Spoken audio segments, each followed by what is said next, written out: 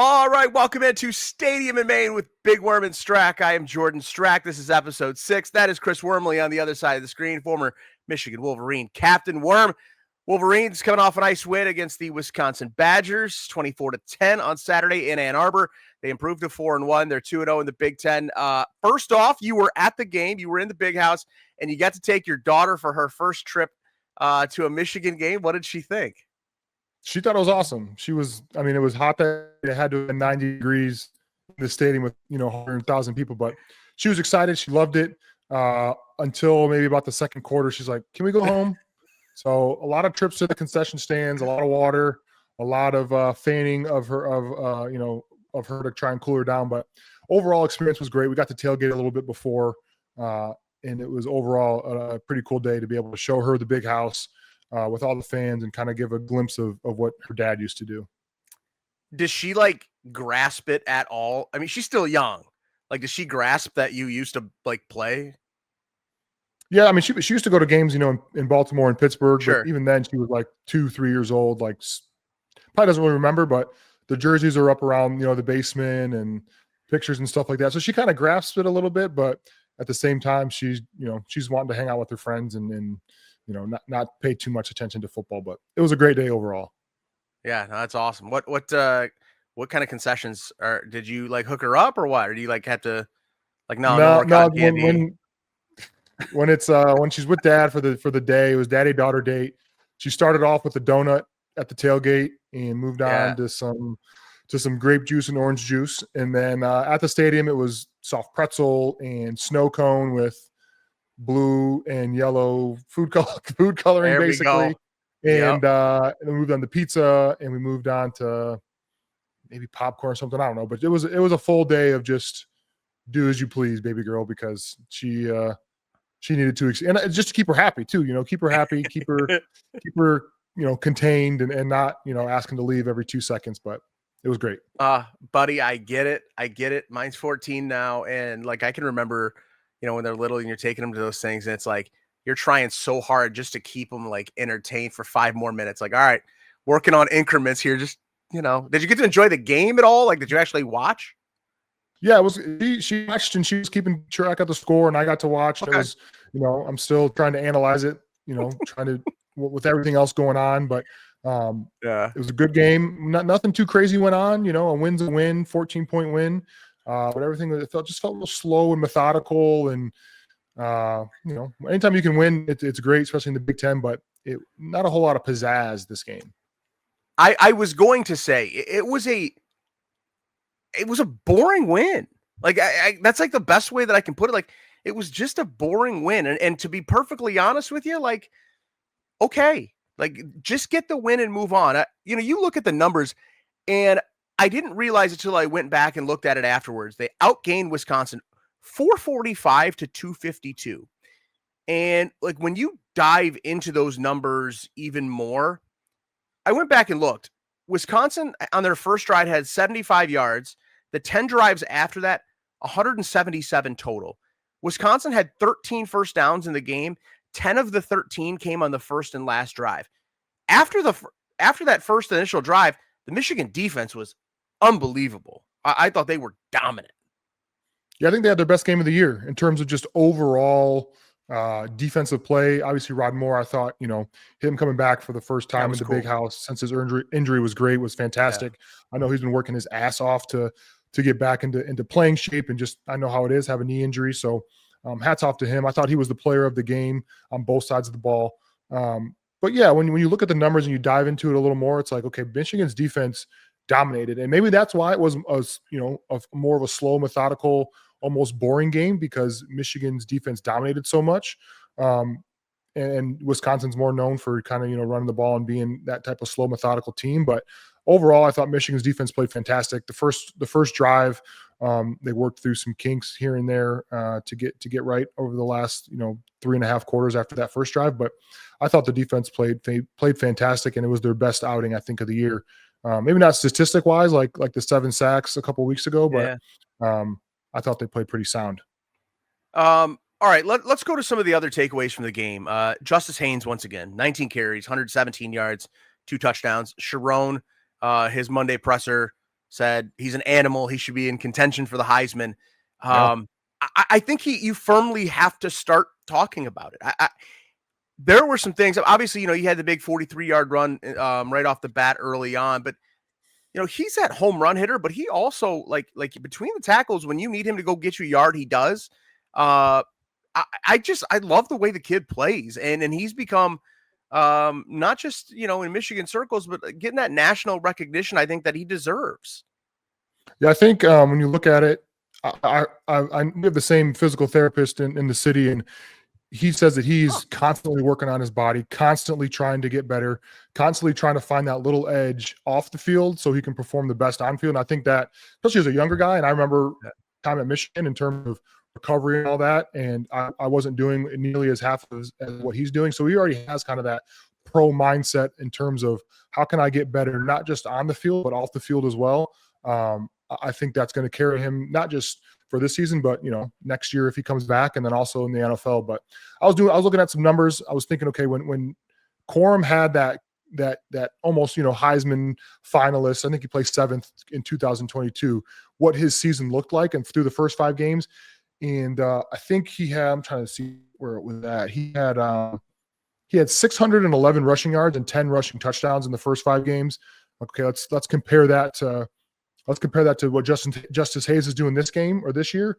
And through the first 5 games, 654 yards rushing and then 8 rushing touchdowns. So he's, pretty on par with what Corum was doing 3 seasons ago. And I think people need to start talking about Justice a little more when it comes to, Heisman talk.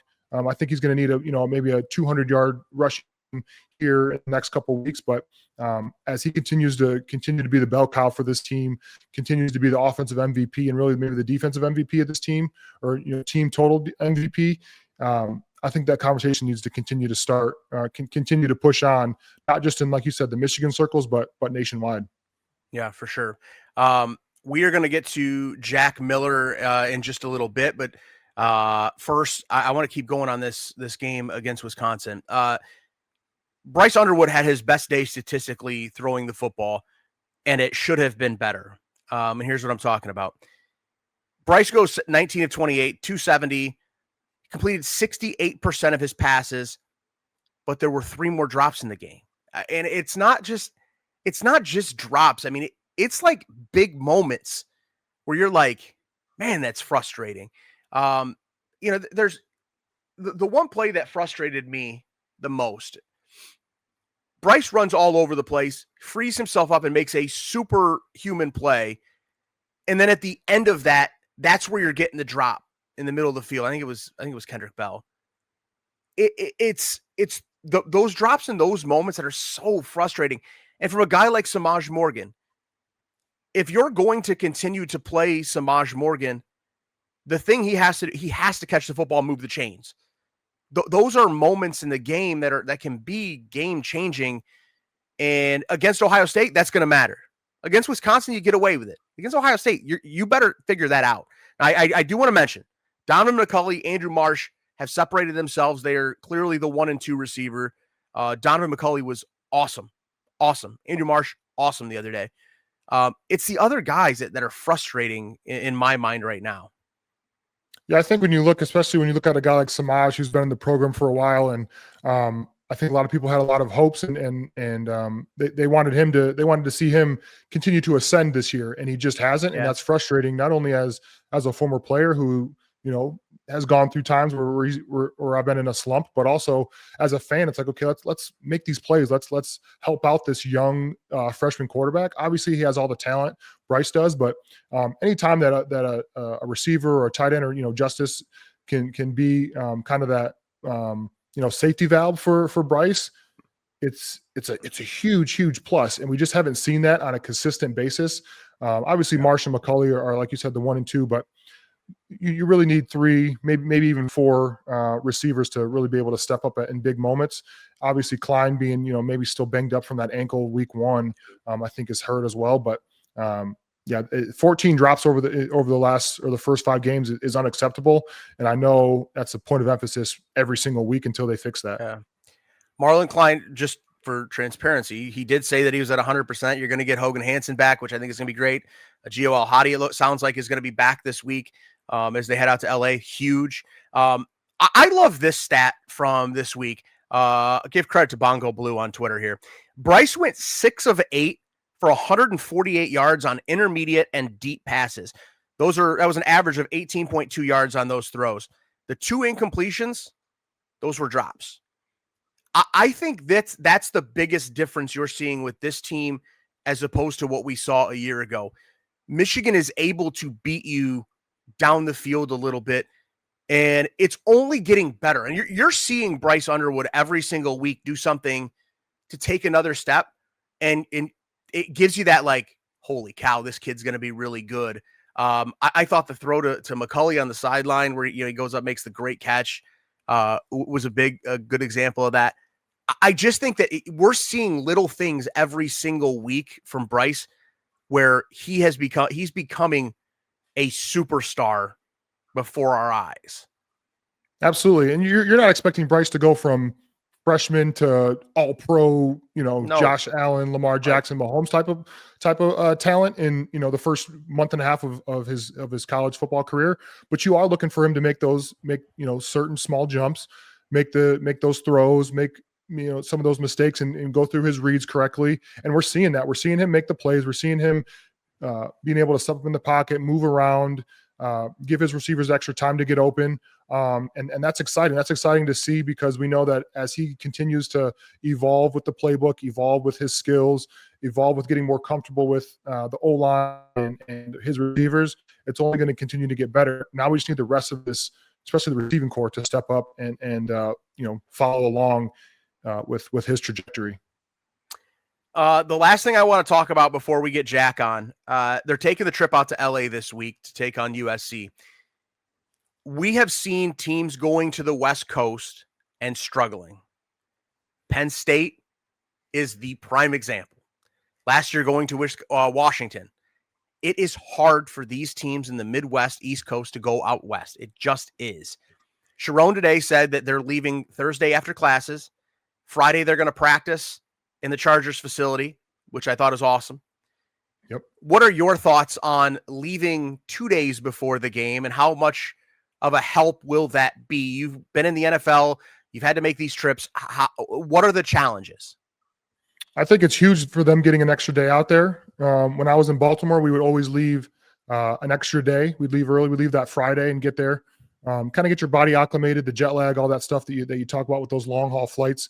And we've had great success. We won in Seattle. We won in LA a couple times. And then when I got to Pittsburgh, we left the day before, no matter where we were playing. And we struggled. We struggled a lot when we played in LA. And I'm trying to think where else we played, but we struggled when we went to the West Coast. And I think that had a lot to do with it. Obviously, you want to be prepared no matter what the situation is. But when you get an extra day, you get your time to recharge, get the body right. Going to that facility is going to be phenomenal. Obviously, getting able to see Jim out there is going to be cool. Able to use that facility hopefully a little bit with the tubs and some of that treatment area, I think is going to be huge for them. So I'm looking forward to those guys being fresh and ready to go for that nighttime game out in LA. I think that's such an interesting perspective that you're able to give that I don't think, I don't think everybody can appreciate fully. But you giving that perspective, the numbers play it out. It's just hard. And the one thing that frustrates me is Lincoln Riley or James Franklin complaining about travel. When everybody had to get the cash grab to get these teams into the Big Ten, yep. I just don't want to hear the excuse. I just don't want to hear the excuses. I don't it's like you all did this and that's what you signed up for. So I can't feel the sympathy there knowing that it was all done for a paycheck. So to me, it's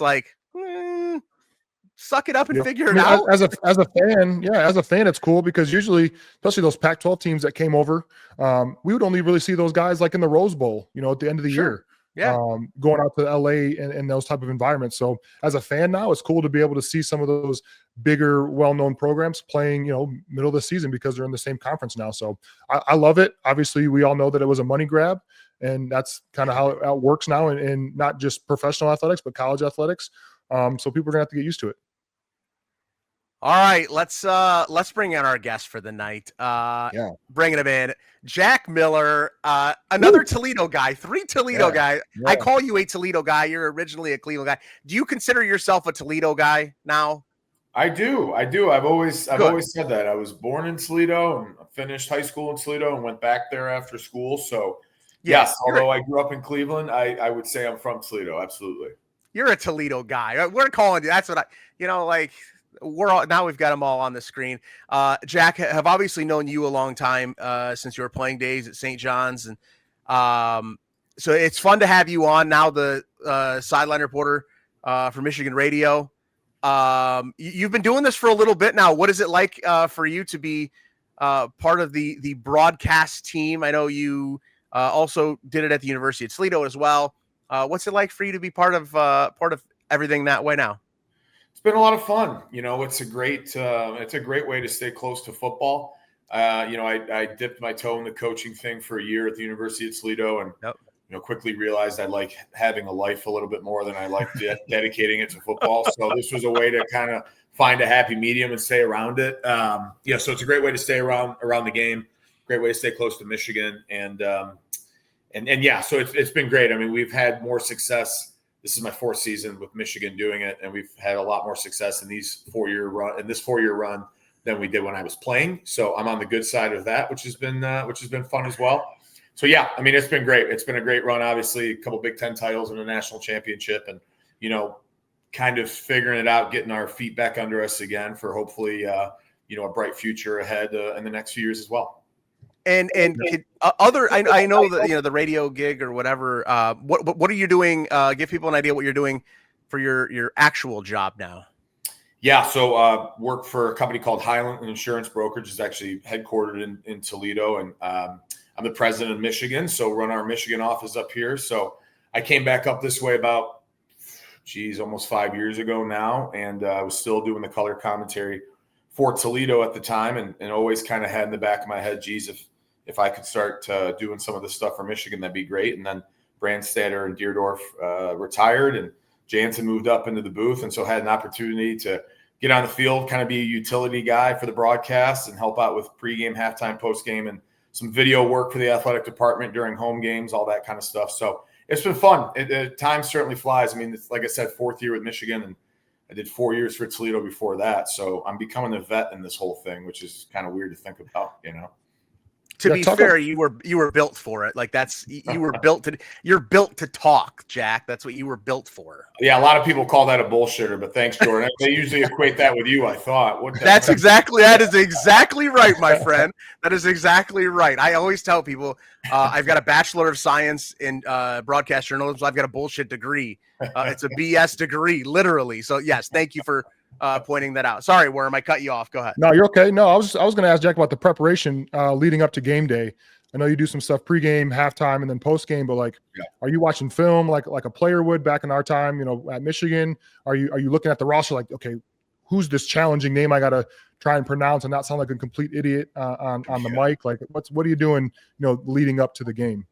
Yeah, I mean, it's certainly not as much prep work as when you're playing or coaching. I watch film because I just love to study it and see what we've done right, what we've done wrong, and kind of who's emerging or falling behind, those types of things to give myself some storylines. Honestly, the pregame show, we know our script, and then and then commercials. So segment 1, break, segment 2. So those things I'll obviously go and study the topic and write some notes down and make sure that I have a couple points that I want to get across, things like that. Halftime, you talk about the first half, and post game, you talk about the game. And a lot of what I try to bring to our broadcast is more kind of big picture and where the program's at, where we've been, what trends I see emerging, what we need to get better at and accomplish. And so a lot of times those are not as specific. It's not like doing the play-by-play on the radio where you have to enunciate everybody's name, not only on your team, but the other. So there's some degree of that. And then when we do, Inside Michigan Football, the game day edition, the week of for home games, That takes a little more prep. And so you're talking about the opposing team and you're making sure that you have all, your stats and names buttoned up and whatnot. So, it depends on the week. Some are more time intensive than others, but it's like anything else in life. The more you're prepared for it, the better you do. Yep. Take me back to your playing days when you decided to call it a career. You're the end of your time at the University of Michigan. You didn't want to go to the NFL. You didn't want to try that whole route. I think you could have played another year at Michigan. What went into the timing at the end of it, and how difficult of a decision was that for you to make, knowing that the thing that you had done forever and loved was done? Yeah. So football. Football was always a means to an end in my mind, right? It was a way. I didn't come from a lot as a kid, but I had enough guidance in my life that people said, "Hey, if you can go to an elite university on scholarship, you're going to make sure you go to an elite university. To play football, you're going to go to elite university and get your degree. And if that whole NFL thing happens, great."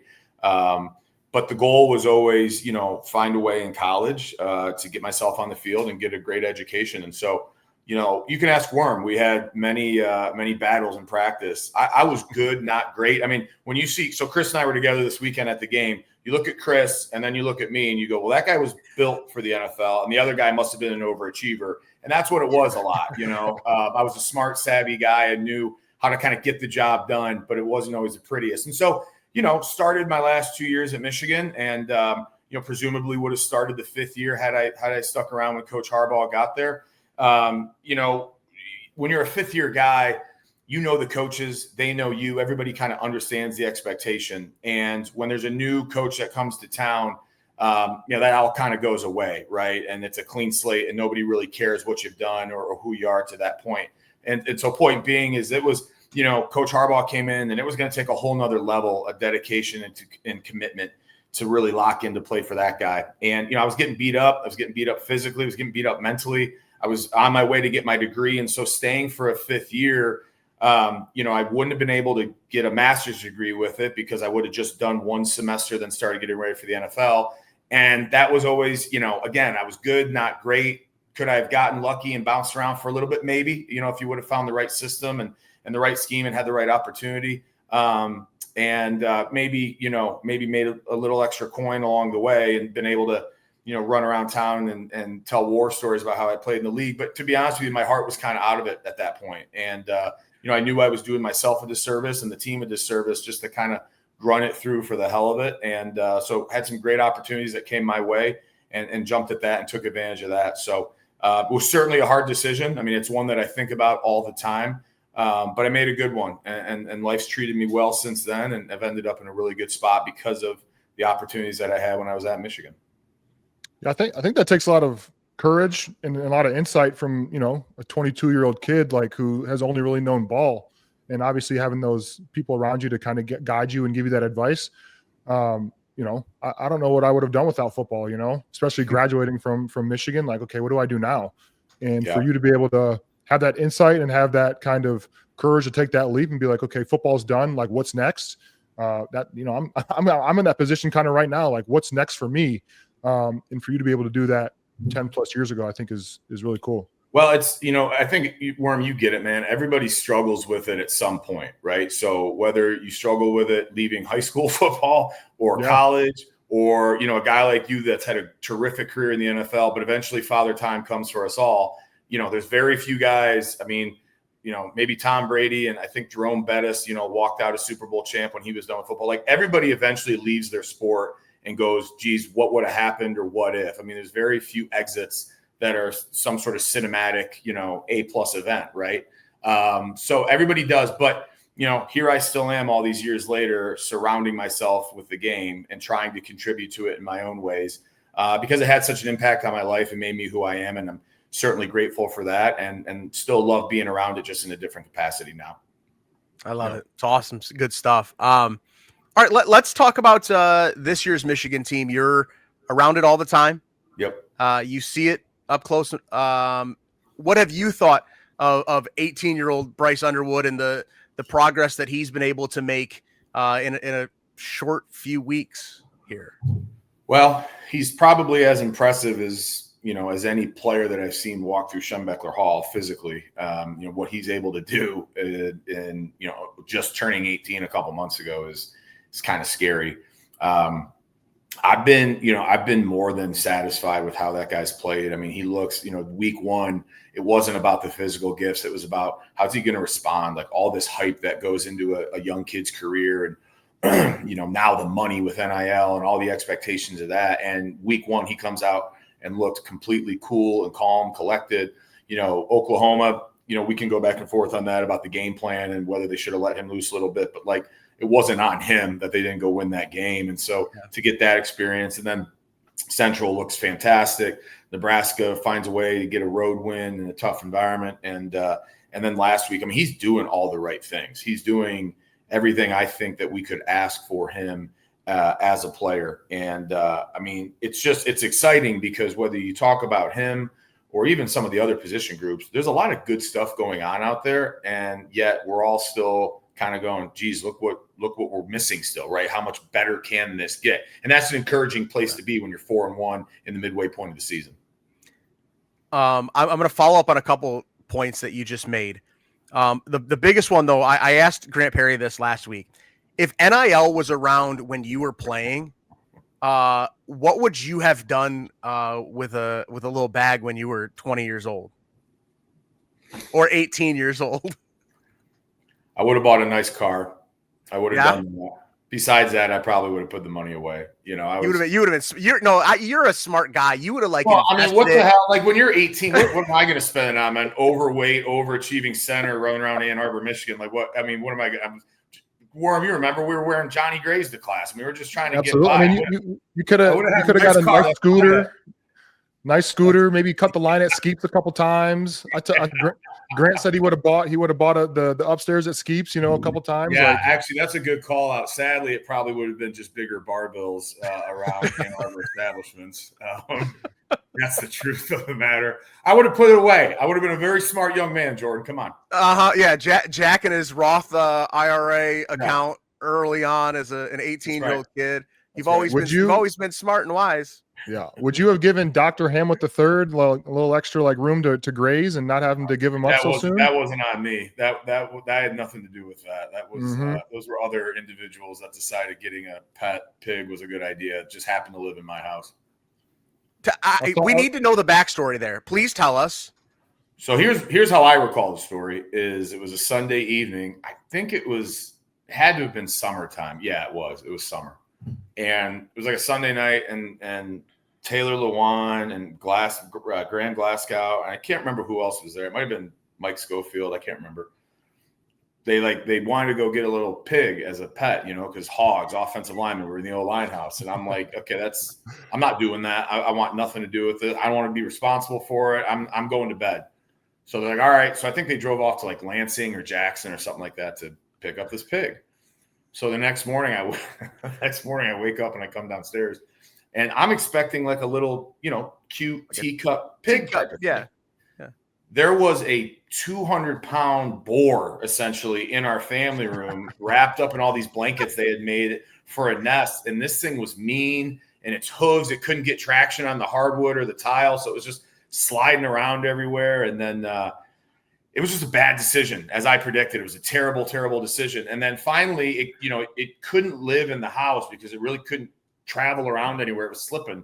So we built a little nest on the front porch. And then, Ann Arbor, some folks who came past the house did not like seeing an animal on a front porch. And then a few days later, animal control came and took them from us and gave them a better life. So that's about the extent of the story. I wanted nothing to do with it. I avoided it at all costs. And he only lasted a week, I want to say tops, something like that. I remember the mystery of this pig was going through the locker room. Hey, you hear the boys over at the lumber yard or whatever you guys used to call back then. They got a pig. I'm like, a pig? You sure it's not a dog or something? No, they got a pig. So a pig didn't even do it justice. This thing was like a hog. It was like a wild boar, the size of it, and it's it wasn't comfortable to pet it. It's its hair super was coarse. So coarse. Yeah, exactly. Yeah. It was whatever. It was a bad decision that I had nothing to do with. But if you guys get Lawan on here, he can run you through the entire rundown. I was going to say that sounds like right up Lawan's alley right there. That decision was made. That's incredible. I absolutely like, everybody's got like a college story. They're like, yeah, no, that was a really stupid night. Like we probably shouldn't have done. Everybody's got one at least. And you guys just ended up having a boar in your house. Yeah. Wish we, well, I mean, listen, there's a lot worse decisions you can make, I suppose. In college, we were too busy to make a lot of those dumb decisions, but get yourself a stupid animal. We got that one checked off. Yeah. You could get like a tattoo on the inside of your bottom lip or something, like that could be a decision that somebody makes. Plenty of people have, I think. Plenty of people have. You're pointing the wrong way. You're pointing the wrong way. No, on my screen, I was pointing the right way. You got to point. For sure. It's for Chris, everybody, in case you're We made him show it off last week on here. He showed it off. It was great. I got a lip tat, yes. Yes, and it was great. Okay, so we were talking about the current team for a second, and then let me get back to it, and then we can have more fun. The wide receiver problem, and I'll call it a wide receiver problem because that's what everybody's been discussing it. How big of an issue are the drops right now? And is it a problem in your mind that you see that can be fixed? It can be fixed from the standpoint of like, we got to make plays when the ball comes to you. And I think those guys are talented enough to do that. Yes. Do I think there's a bigger problem with the passing game, which is, we don't seem to be able to get enough separation when it's man coverage. We don't seem to be able to find, and part of this is Bryce too, as a young quarterback, right? Like when I go back and watch the film, there are times where we sit down in a zone, although it not be the right thing. Like Bryce has to see and understand, he's anticipating one move from somebody and they go to another spot. Like they're just, some of it is not all the receiver's fault. It's the passing game's fault, I would say, right? They're just not in sync the way that they should be. Part of it is they don't find separation when they need to. And then when they do, Bryce goes and makes a play and then there's a drop, right? Now, here's the thing I'll say, because I don't want to talk out of both sides of my mouth. Sure. For years, as long as I can really remember until there was always the exception that broke the rule, but Michigan was never I talked about this on the postgame show Saturday after the game. This feels like what an SEC team always felt like for the last couple decades, in the sense of somebody blows a block, there's a TFL, kind of a busted play, it doesn't really work. And then on 3rd and 12, Bryce is so talented, he can just run to find grass to get a first down or throw it up to a McCauley who's just going to make a freakish catch and come down. Like, we've never played that style of football. It's always been, we're going to pound the ball, we're going to load the box, and you've got to get 3 to 4 yards each chunk, because if you get behind the sticks, there's just no way out of it. So, yes, our passing game is not where it should be, but in this weird way, just looking at the silver lining, it's more explosive at times, or can be more explosive at times, than it's been since I can remember. We've never really had that ability to make up for when things went south or went, backwards. Hey, we just have enough athleticism on the field now that we can do something different. The only way that ever worked before was we had a stud O-line, we had a great running game, and we had a smart quarterback when they had to dump it off. But by and large, we were just going to get 3 to 4 yards every time and stay ahead of the sticks. So, I'm still optimistic. I say that all to tell you that I'm still optimistic that there's time for that to work. I went to a couple of practices in training camp. I thought Andrew Marsh looked special. I'm not surprised to see that he's kind of coming into his own and going to have a good year. McCauley obviously is a great talent, and he's played a lot of football. He's got a lot of experience out there. So him getting in sync with Bryce and then also just kind of being that release valve when all else fails. Hey, just throw it up to one and let the kid go make a play. And then Marsh being a guy, I hope, that can be, for lack of a better term, what an Amon-Ra is for the Lions. And hey, we need 5, turn around at 6 yards, just dump it to him quick and he falls forward, right? Just kind of the intermediary route guy that you can always count on. And then, Hogan Hansen coming back.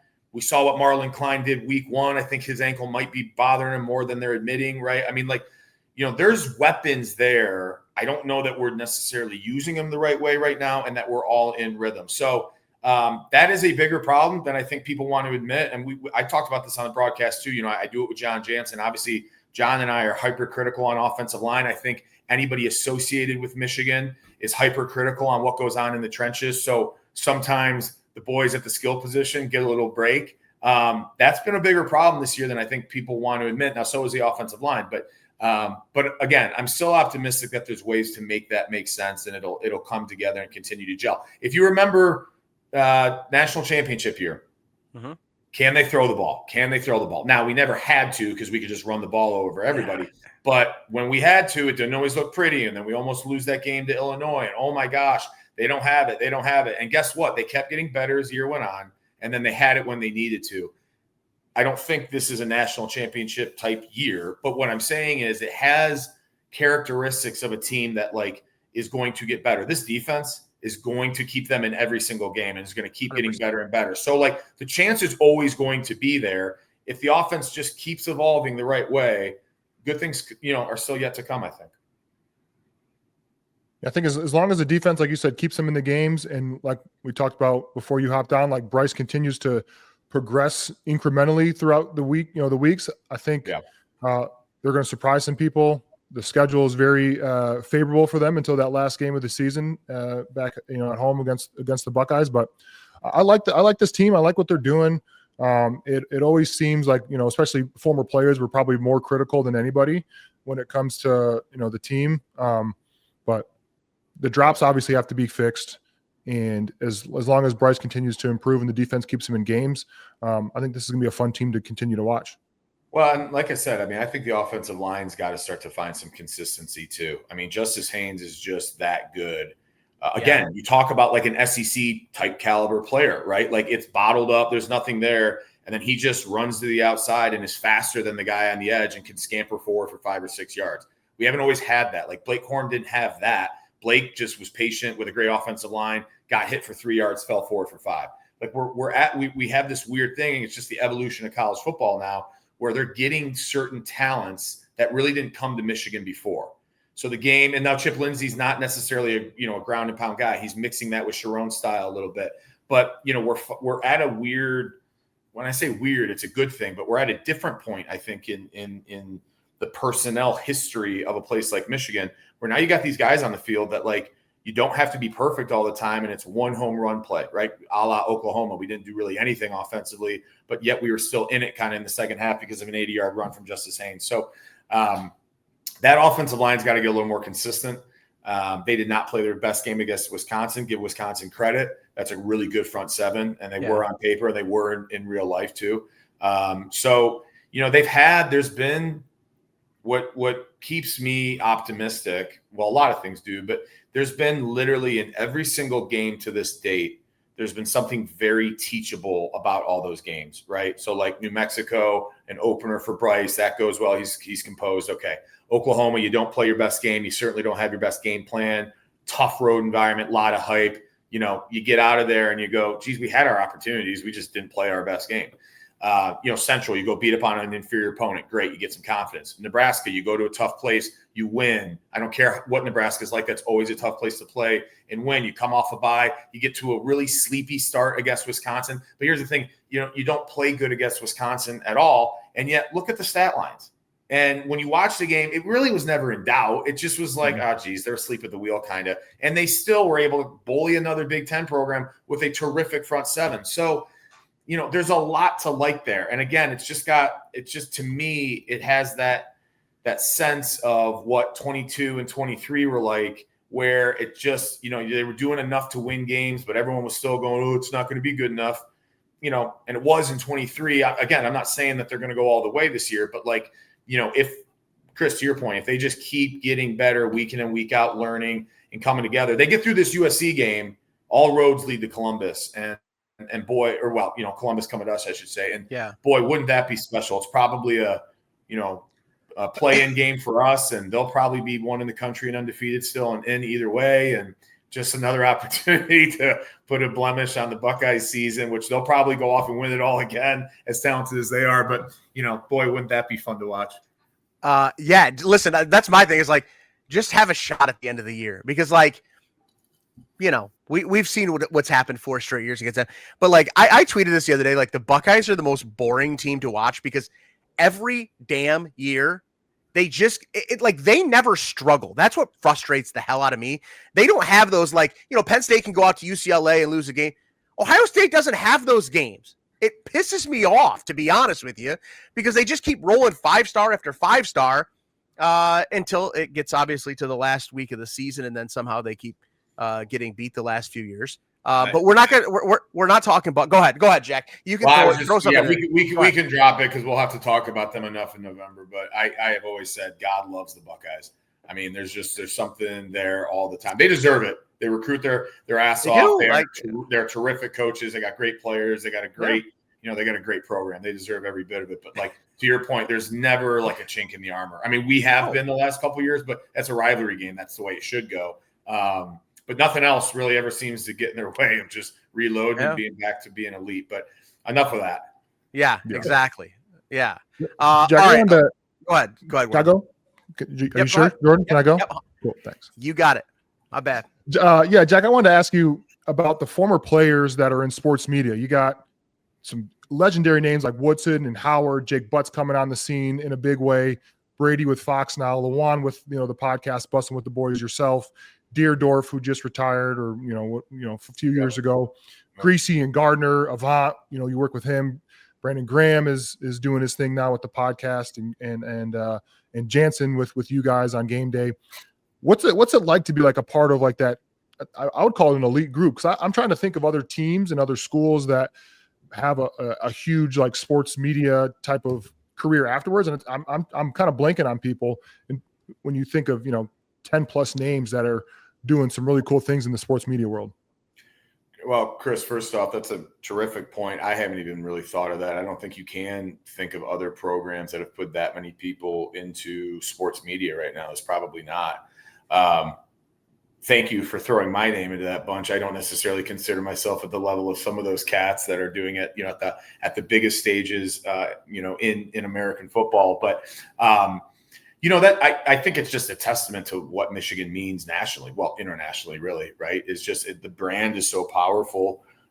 There's such a deep history of success and of culture that runs through Michigan, that it's just natural that people who have been around that program end up in a position to go talk about football, because they've been in the biggest games, they've been on the biggest stages, they've had some of the best careers. When you talk about a guy like Desmond or Charles or Taylor, I mean, some of those guys that have really done, Deerdorf right back before he retired. I mean, guys who have done a lot of really good stuff in their football career. It was just natural for him to take over. And then honestly, you couple that with what Michigan is about as far as an institution. And it's not just football. It's the development of a person and the academic standards that it has, and the standard that the football program has always had about you're going to go to school, you're going to take it seriously, you're going to think about life after, and, kind of coming full circle our conversation earlier. It's a place that I think emphasizes those things. And so it's not a shocker that, those jobs, which they're limited, there's only so many, analysts that have jobs out there, that a good chunk of them are Michigan people, because they did it at the highest level and probably put themselves in good positions to be there. I know that I did, right? I mean, I tell the story when I was doing it for Toledo and Brandstatter and Deerdorf retired. I called everybody I knew up in Ann Arbor and I said, they're not going to give me this job. They're not going to not give me this job because they didn't know that I wanted it, right? Somebody's going to have to tell me you're not welcome here, or we like somebody else better. It's not going to be, oh, shucks, we didn't know you were interested, right? So, I think, you look at a guy like Taylor or Jake. I mean, I remember when Jake started doing the Michigan spring game, whatever year that was the first broadcast he had done. And he called me the night before. And he's like, hey, I'm doing this. I haven't done this before. And I was, doing color for Toledo at the time. He's like, what do you think? I'm like, dude, football. Just be yourself. Just talk, have fun with it. Tell people what you see. And boy, look at his career. He's doing an amazing job. And I think it's special. That's a great point, Worm. I never really thought about it that way. But there's certainly a lot of us Michigan guys running around trying to educate people on what's going on out there. Yeah, I love it. I love super it. Cool. Yeah. All right, we've got 3 Toledo guys on here, and Chris, I don't know if you remember this. We did a that ride-along interview that I did with you when I was working in the news back in the day, and I asked you if you were a Rudy's or a Pacos guy. So let's throw Jack in here.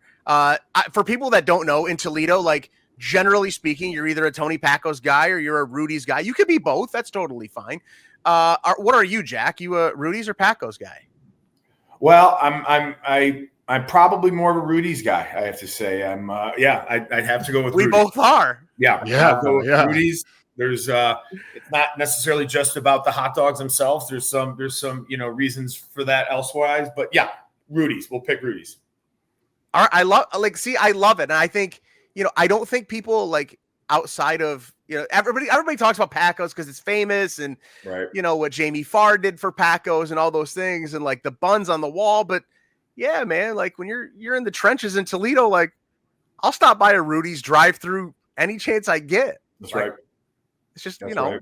There are certain Toledo gems when I'm back in town that I make sure I try to stop. I was gonna say, okay, so what else? What are some of the things when you're back in T-Town that you have to hit up? I'm a big Loma Linda's fan. I'm a big Loma Linda's fan. If I have the opportunity to go out on Airport Highway and get myself a designated driver, somebody else is driving, and go out to Loma Linda's, have a couple margaritas and some of those nachos and hang out there. And then I'm from Maumee. And so to this day, I think that the Village Idiot is one of the coolest bars and restaurants that you can really ever go to have live music literally every night of the year. And that great pizza and that environment. And you get every walk of life that walks in that place. It's just like, it's eclectic and fun and awesome. And when I lived in Toledo, I was right there in Uptown Maumee. So I, walk up there and walk home. And it was great. So Village Idiot, always try to stop in there, and Loma Linda's as well when I have time. Oh, you're speaking to me, Jack. You're speaking to me. Those are like, I'm a Maumee guy. Like that, yeah. That pizza at the Village Idiot, though, man, people don't understand. Like, it's some of the best. It's different. Yes, some of the best, no doubt. Worm, you a Loma's guy? That's far from your neck I've had of it the woods. before. I used to be an El Camino kind of guy. I would say that's more West Toledo. Douglas was more my style, but yeah, my aunt growing up used to live like almost downtown Maumee, so we would go to what's the ice cream spot in Maumee? Jacky's or Janice? Jackie's Depot. Jackie's. We'd walk to Jackie's Depot, get ice cream. I've had the pizza at the Village Idiot. So I'm that was a long time ago, but I've dabbled a little bit in Maumee. Yep. Awesome. Yeah. See, this is good. This is good stuff. All right, Jack, are you heading out to LA? Yeah. We'll be out there Thursday, and it'll be another fun trip home. Hopefully this time after a win, but we'll fly home after the game, and sure I'll be home around 5 a.m, and that'll ruin my Sunday. But you know what? All for the love of the game, all for the love of Michigan, and I'll have my best broadcast, and I'll leave it all on the field, and then we'll fly home after a win, hopefully. So yeah, flying out Thursday, and I'm excited to see the Chargers practice facility. I've never been out there. That's sweet. So I'm looking forward to going and checking that out and watching the team practice for the afternoon, and planning to meet up with another Toledo man. Elliot Mueller lives out in LA, and so big actor Elliot Mueller. That's right. Yeah. He's in a few commercials right now that you folks would probably tune into. Oh yeah.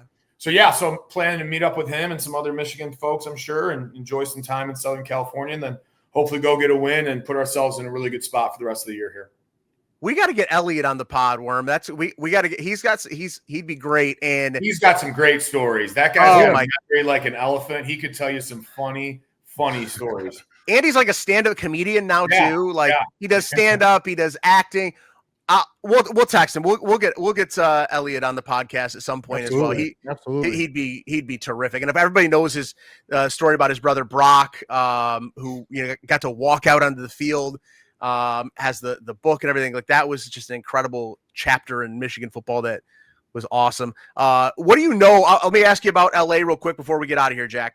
What do you know about USC? The only time I've watched them play twice, actually. I changed that. I did stay up till 3 a.m. to watch them finish that game against Sparty. Yeah. At least it's not an 11 o'clock start Eastern time. True, Jack. True. At least that's good. But what do you know about USC? Well, I know they're explosive offensively, right? It's year 4 of Lincoln Riley. It's about time with deep pockets and and all the rest at USC that they finally started to figure out offense. It looks like they have. Those two wide receivers they got, Jacoby Lane and Mekhi Lemon, really, really talented. I think they're the second best offense in the country right now. So here's what I can tell you that they're going to want to do. They're going to want to just make it a shootout, right? If we can control the ball and run the ball effectively and slow down the game and keep their offense off the field, that's our best chance. They're going to try to make it a shootout as best they can. My guess would be defensively, they're going to load the box up and dare Bryce Underwood to throw, because even if he does and we make big plays, it'll get into that shootout style that they want, and they think they can just outscore us, right? So the more we can slow the game down, control it. Now here's the trap. This is what to look for.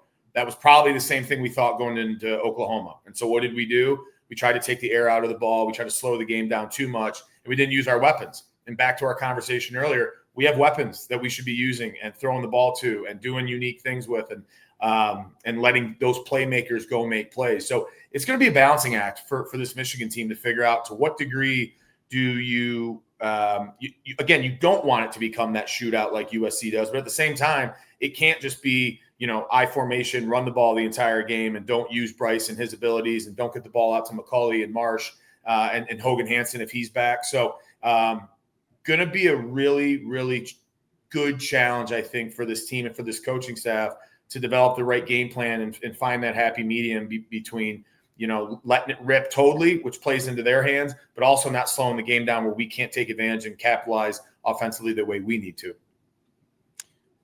All right, Jack. I also, we both have the Old English D on today as well. Playoff time. Go Tigers. Go Tigers. That's right. So enjoy the rest of the week. Have a safe trip out there, and bring back a W, would you? We'll try our best. I appreciate you guys having me on. Thank you. Go Blue. Yes, sir. Thanks, Jack. Absolutely, Jack. Thank you. All right, Jack Miller, former Michigan offensive lineman, now part of the radio broadcast. And, listen, Worm, selfishly, anytime we can bring on another Toledo guy, I like it. It makes me happy. Yeah, it was awesome. Anytime, like you said, the 419. You didn't ask me about Rudy's. I was a Rudy's guy. Yeah, I'm sorry about that. I'm a Rudy's guy. There was a Rudy's in my neighborhood growing up, and when I was old enough to kind of venture out a little farther, got a little grass cutting money from my grandma. I was able to go get 2 chili dogs, a French fry, and a strawberry shake. And that was my go-to. I'm going to be in Toledo tomorrow. I got some stuff going on down in Toledo for our foundation, and at the end of those meetings, I'm going to take my butt over to Rudy's, 3 chili dogs with everything, French fry, and probably a vanilla shake. So I'm excited for it. I'm looking forward to it. Oh, that makes me so happy. That was the same thing with me. Like in South Toledo, there's one, kind of close to where my parents live. So yeah, that was always my, we'd always roll over there and grab a couple dogs and just love that place. It was good. Oh yeah. We've given Rudy's a lot of love today. A lot of love here for the Rudy's, and I appreciate that. Oh yeah. All right. Looking ahead, USC, obviously, we'll wrap this thing up here real quick. Listen, making that trip out west is tough. There's no question about it. It's never easy to go make that trip. What are you looking forward to the most this weekend? Yeah, I'm looking for the boys to get another signature win. I know USC they weren't ranked, then they were ranked, and then they lost, I think, to Illinois or Illinois a couple weeks ago. Illinois. So they're not ranked again, but they're a great team. Like Jack said, I think they're top 5 in offense. Anytime you go on the road, you need to pack your defense and a run game, and that's been Michigan's strength so far this season. I did like when Jack was talking about not trying to make this a shootout. You don't want to fall into the trap of playing the opponent's game. You want to play your game, your style of offense and defense. And if Michigan can control that and not make it a 40-40, 39 game, I think they can come out with a win.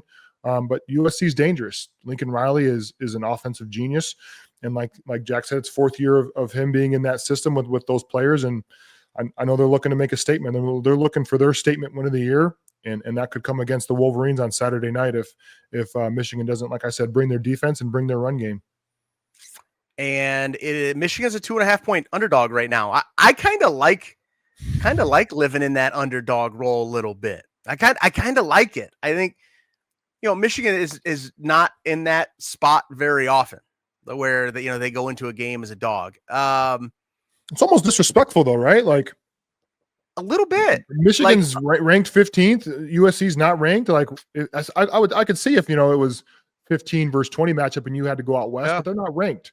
Until USC can show me that they can beat a quality opponent, then I'm taking that as a sign of disrespect.